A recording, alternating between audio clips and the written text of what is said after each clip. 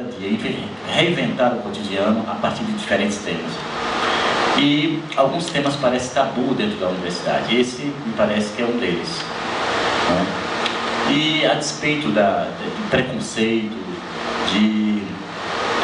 preconceito racial, preconceito de gênero, discriminação, eu pessoalmente eu vivi nesse campo do preconceito, sempre do outro lado, no campo, mas do outro lado, digamos, da trincheira, do ponto de vista de enfrentar os preconceitos, porque eu era pobre, porque era negro, porque eu fazia teatro, depois eu comecei a fazer dança, fui bailarino profissional.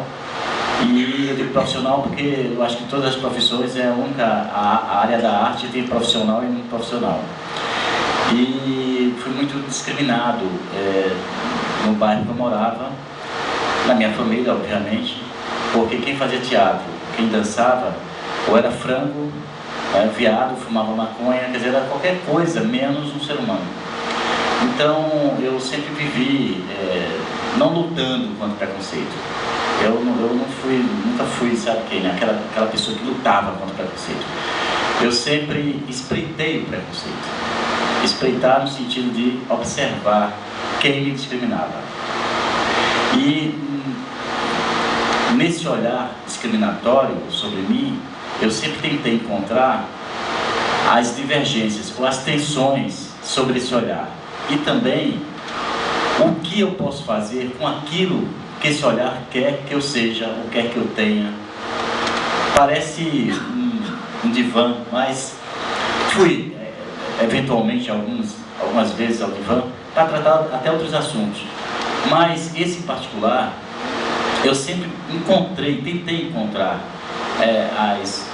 digamos, os parênteses do olhar, do preconceito, da discriminação, para poder sobreviver nesse olhar.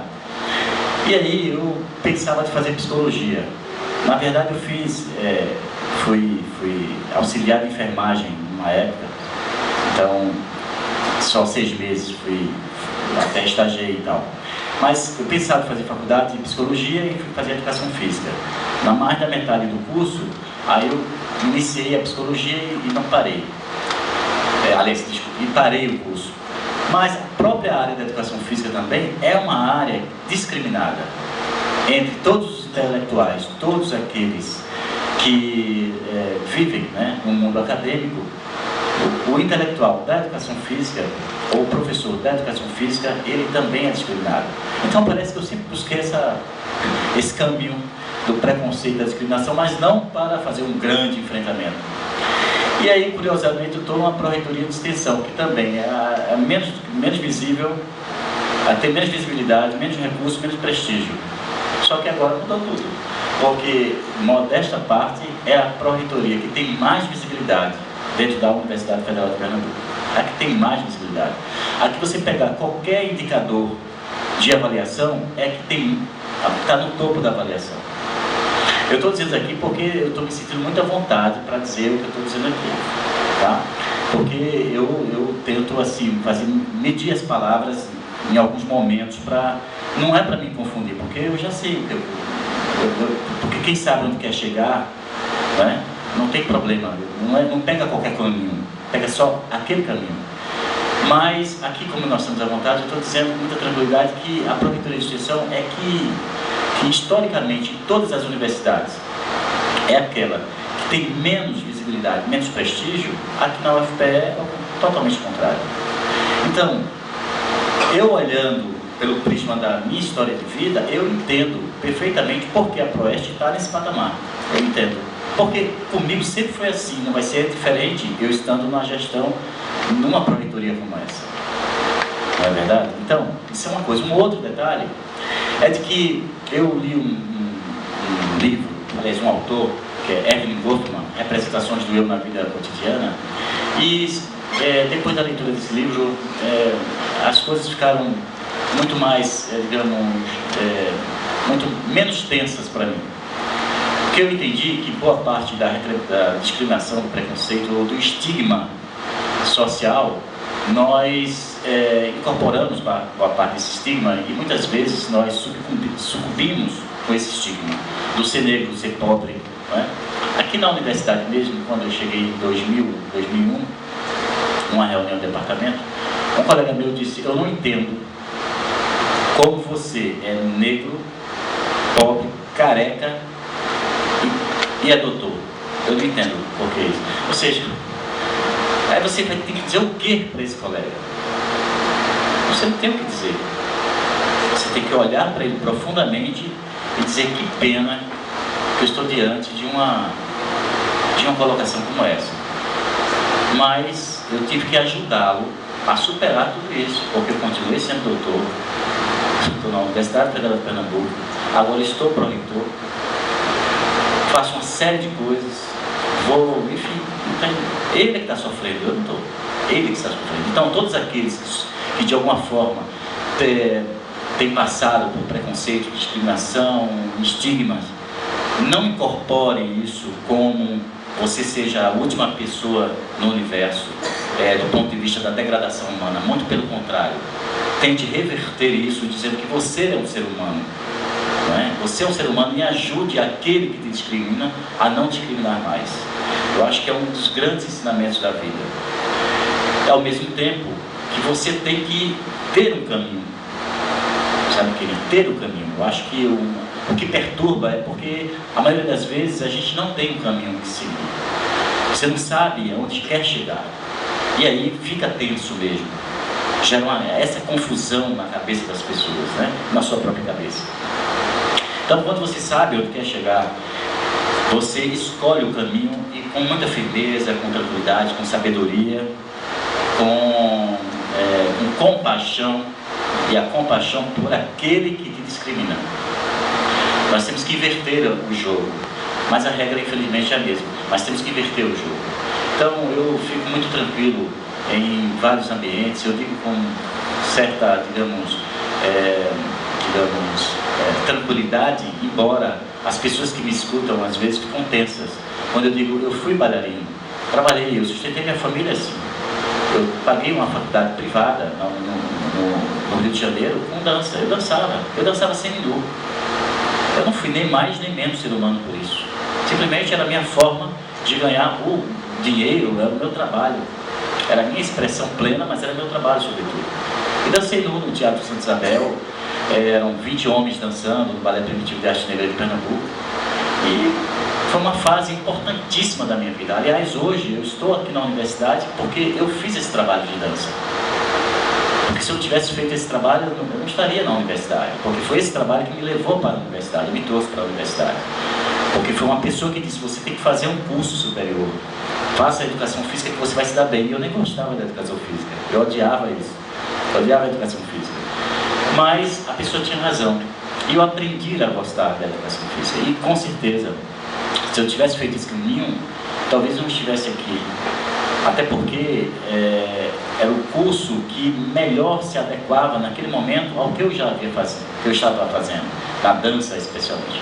Então eu dancei com vários artistas, fiz trabalho de novela e coreografia para novela, enfim. Dancei com o Djavan. Se você clicar aí no Google, por exemplo, a música Soweto, eu estou lá do lado do Djavan dançando. Então, é simples a vida. Agora, nós temos a tendência a complicá-la, não é verdade? Então, eu fico muito feliz por esse momento. Esse fórum, ele não só tem que acontecer primeiro, segundo, terceiro, mas todos os anos. A Universidade Federal de Pernambuco tem que incorporar o fórum como agenda da universidade. Mas não é uma agenda só do CCB, mas uma agenda da universidade. Porque a gestão, ela tem que compreender a diversidade de interesses e de necessidades que a comunidade tem para discutir, para viver. E nós não podemos correr riscos em abandonar temas fundamentais para o desenvolvimento da sociedade humana, da sociedade brasileira, e sobretudo temas que mexem diretamente nas nossas tensões. Então, vocês estão de parabéns, porque eu dei uma modesta colaboração a este evento, e vou dar sempre colaboração a esse e outros eventos dessa natureza. Sei que agora está uma articulação também com o Cefis, com o professor Gustavo, com o professor Marcelo, lá do Agreste. Tem também um debate no CCJ, tem debates civis na educação, na engenharia, né, porque começa aqui, mas também tem várias coisas acontecendo sobre esse tema. E isso é muito importante que aconteça, porque nós vamos formando os nossos ouvintes, né, formando professores, formando estudantes, e nos formando também nessa questão que é fundamental para o ser humano. E dizer por último que ao discutirmos essa questão, nós temos que trazer pessoas que vivem isso num outro plano também, que não é só o plano da universidade. E é um exemplo que eu dei um certo dia no Conselho Universitário, e eu falo muito pouco no Conselho Universitário, em várias instâncias eu falo muito pouco, mas eu dei um exemplo, apenas um, de como nós temos que manter o diálogo intrínseco, de forma densa, com diferentes segmentos sociais, com a sociedade, na perspectiva de transformar a sociedade, mas sobretudo transformar nós mesmos. E eu devo o exemplo do João W. Nero, que nós convidamos pela primeira vez, esteve na Universidade Federal de Pernambuco, foi o ano passado, acho que dessa vez ele está aqui também, e a dificuldade que foi de financiar a vida do João W. Nero. A dificuldade, e uma dificuldade não é administrativa, burocrática, política apenas. Então, a dificuldade de convidarmos uma pessoa para dizer do seu saber sobre o que acontece na universidade, na sociedade, do ponto de vista da realidade. Então, nós não podemos, naquela ocasião, nos negar a isso. E, ao mesmo tempo, um convite que nós fizemos de um drag queen, foi no Centro de Educação, para fazer sua performance, mas, sobretudo, para falar sobre o que é ser drag queen, enquanto uma possibilidade de trabalho, de intervenção artística também. Foi muito difícil, você não tem noção, mas isso foi um grande desafio. Porque para nós sempre convidamos pessoas de diferentes matizes teóricas e teológicas e tal, para a universidade, financiando as passagens, os prolabores e tal.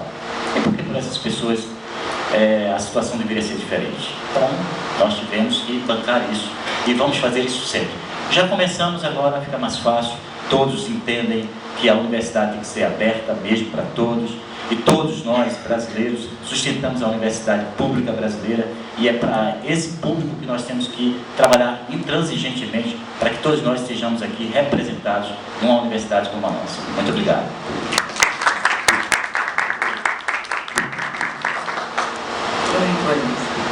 Veja só, porque o senhor, vou lhe atualizar uma coisa que, pouquinho antes do senhor chegar, a gente estava falando assim, triste.